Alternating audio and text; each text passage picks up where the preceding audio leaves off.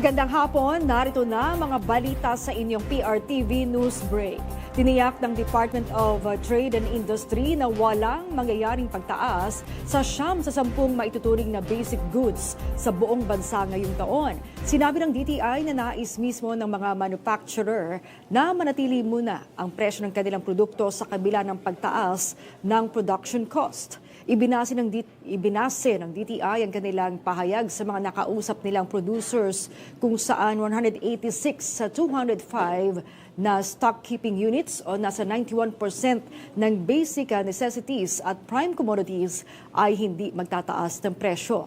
Kabilang na riyan ang presyo ng sardinas, instant mommy noodles, sabong panlaba, kandila, tinapay, sabong panligo at baterya. Ibinunyag ni Interior and Local Government Secretary John Vic Remulla na nagpahiwatig si dating Ako Bicol Representative Zaldico na nais niyang makipagdialogo sa pamahalaan. Sinabi ni Remulla na nagpadala ng feelers siko sa mga pari para maiparating sa pamahalaan ang nais niya. Dagdag ng kalihim, dialogo muna ang nais ni Ko. Bukas naman ang pamahalaan dito pero kailangan mo nilang biripakihin kung totoo ito. Si Ko ang itinuturing na nasa gitna ng kontrobersya sa anomalya sa flood control projects. Naharap siya sa warrant of arrest kaugnay sa isa sa mga proyekto sa Oriental, Mindoro. Magkano nga ba ang net worth ni Batangas Representative Leandro Liviste?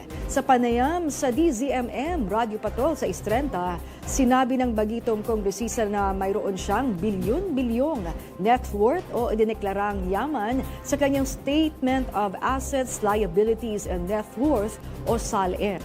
Sinabi ng batang mambabatas na ito ay alinsunod sa accounting rules at hindi base sa market value. I think declared net worth sa accounting rules ng aking SALN ay mahigit 6 billion. Oh, so you are a 6 billion peso man, no? Opo. At yan ang mga balitang nakalap ng inyong PRTV News Break. Like kami sa Free-to-Air, Beam Channel 31, Signal Channel 31 at sa YouTube. Tumutok din sa aming social media accounts sa Instagram, Facebook at TikTok sa @PRTV Prime Media. Abangan ang mas komprehensibong balitaan sa Arangkada Balita mamayang 5:30 ng hapon. Ako po si Maan Macapagal. Magandang hapon.